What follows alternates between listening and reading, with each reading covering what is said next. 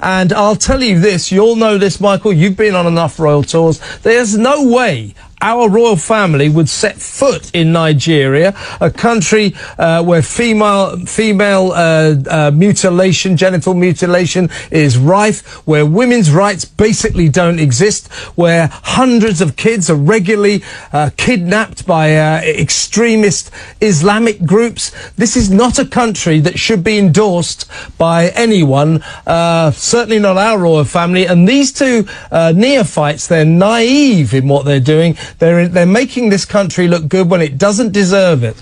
Just let him be. I'm not saying everything Harry has done is perfect. There are some things I'll disagree with Harry and Meghan for. But on this, and you now call a particular population Nazi? Yeah, because what about your own Nazi states you have in that place called Britain?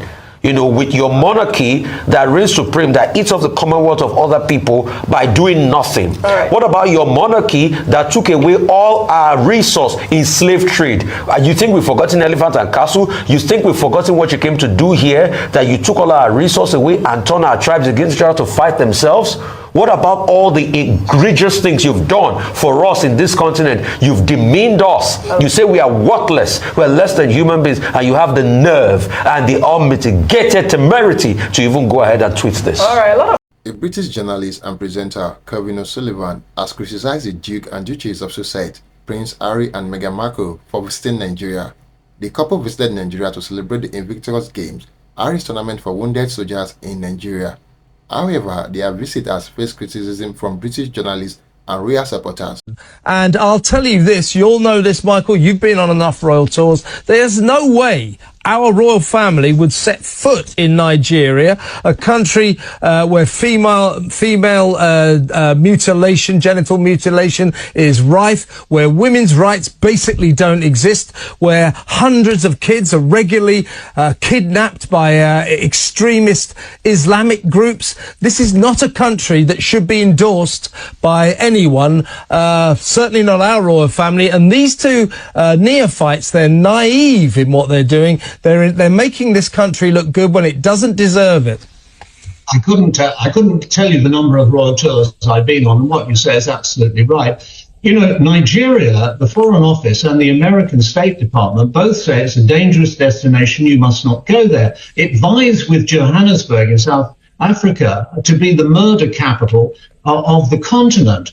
And you and I know that in that country there's industrial scale boiler rooms of people who are ripping off people around the world, internet fraud, wholesale internet fraud, defrauding old ladies, stealing identities, and none of that is ever prosecuted. Now, as we know, there he is on his polo pony playing in favor of one of his African charities. As we know, Prince Harry came back and said this country was not safe enough for him. He took his father's government to court over it. Eventually, a judge slapped him down and said he couldn't have a permission to appeal. Otherwise, he would have appealed. Now, he's gone to that country there where it's an extremely dangerous place. He had, admittedly, 4 burly bodyguards with him, but how he can maintain that the level of armed protection for him when he's in this country. They love her there almost as much as you love her. Look, you know my position about these two is they can do what they like, but I don't like them doing it as an unofficial renegade royal family. And the truth is the real royal family right now, back here in England, are going through an awful lot of turmoil. Of all these senior members of the royal family, either dying, literally, or facing very serious health crises, you've had the Duke and Duchess of Montecito running around like a rival royal family, trashing their family, trashing the monarchy. While many Nigerians welcomed the royals with open arms, the media in the United Kingdom barely reported their visit, owing to the crisis within the royal family, which prompted the Duke and Duchess to step down from official duties. On Tuesday, Christopher Wilson, a journalist on the British royal family, in a now deleted tweet, compared Prince Harry and Meghan to the Duke of Windsor, Edward, who abdicated his throne in 1937 to marry an American divorcee, R0YALS, and also compared Nigeria to Nazi Germany. Well, his tweet reads, Desperate to show his wife they were still royal in the eyes of the world, the Duke of Windsor took R0YALS on a tour of Germany in 1937, where they were greeted ecstatically. Nigerian human rights records is not far short of Nazi Germany's. I mean, you know that Nigerians have come for Christopher. I mean, there are a lot of untruths in his tweet. First of all, Prince Harry did not abdicate his throne.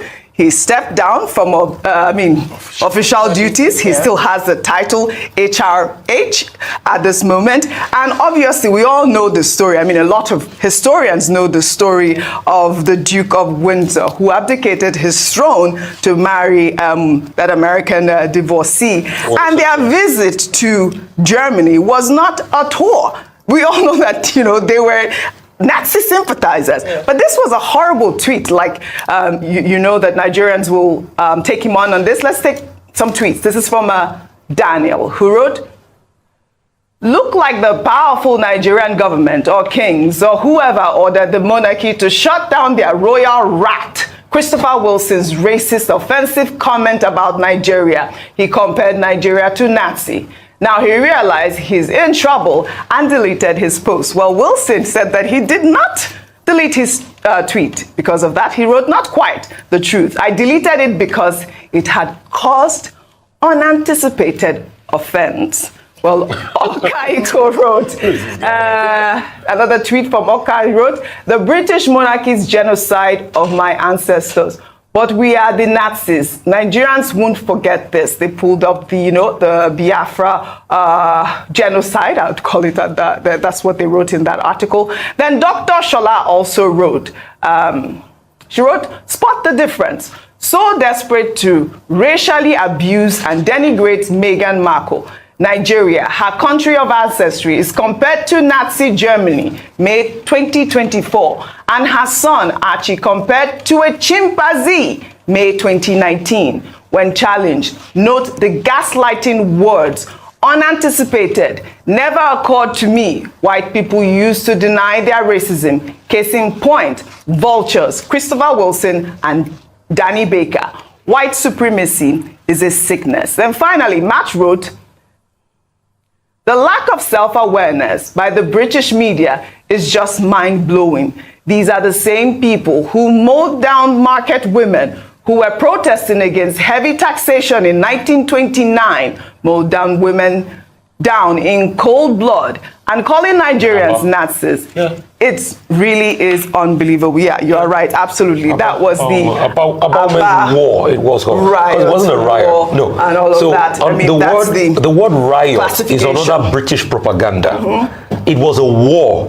The likes of the Wanyewura and a couple of other women were killed, and a panel of inquiry was set up, and it showed how they just molested and killed those women because they were fighting for their rights in this country. These people are racist. That man that journalist that made that, whatever he is the height of racism. He's just so jealous because Harry and Meghan came to Nigeria and they got relevance, and it's in your face. It's going to hurt you till the very end. I hope that this racism eats your bile up and it continues to eat you up, because we can't continue this way. Mm-hmm. How would you relate them to what happened in Nazi Germany and the fact that they abdicated? At first, like you said rightly, the scenarios are different. Very different. Secondly, these people came for a worthy cause in Nigeria, which is the Invictus Game. Mm-hmm.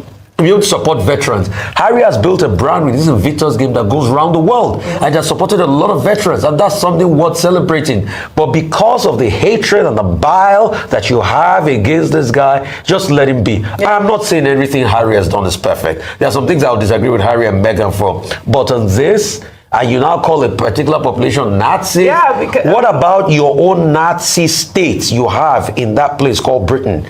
With your monarchy that reigns supreme, that eats off the commonwealth of other people by doing nothing. Right. What about your monarchy that took away all our resource in slave trade? You think we've forgotten Elephant and Castle? You think we've forgotten what you came to do here? That you took all our resource away and turned our tribes against each other to fight themselves? What about all the egregious things you've done for us in this continent? You've demeaned us. You say we are worthless. We're less than human beings. And you have the nerve and the unmitigated temerity to even go ahead and tweet this. All right, a lot of The relationship between Prince Harry and Meghan Markle and the royal family has been complex and subjected to speculation. Various factors likely contributed to the tensions between them. Meghan Markle, an American actress and biracial woman, faced intense media scrutiny and racist coverage from some part of the British press since her relationship with Prince Harry became public. This media attention put strain on the couple and may have influenced their perceptions of their treatment by the royal family. Prince Harry and Meghan Markle have expressed a desire for more privacy and independence from the royal family, which could have been viewed unfavorably by some of the members of the institutions who adhere to more traditional royal duties and protocols. The couple's decision to step back from their roles as senior members of the royal family and pursue independent ventures such as their Netflix and Spotify deals may have been seen as unconventional or incompatible with the expectations of royal duty. Prince Harry and Meghan Markle have been vocal advocates for various social and humanitarian causes, which may have diverged from the traditional role and priorities of the royal family. This could have caused frictions or disagreement within the institution. Like any family, disagreements and tensions can arise due to personal dynamics, differing opinions, and misunderstandings. Details of these dynamics are often kept private, so it is challenging to discern the full extent of any interpersonal conflict. Overall, the reasons behind any perceived disapproval from the royal family towards Prince Harry and Meghan Markle are likely multifaceted and nuanced, involving a combination of personal, cultural, and institutional factors. Thank you for watching. Do not forget to like and share your thoughts in the comment box below. Until next time, cheers and have a good one.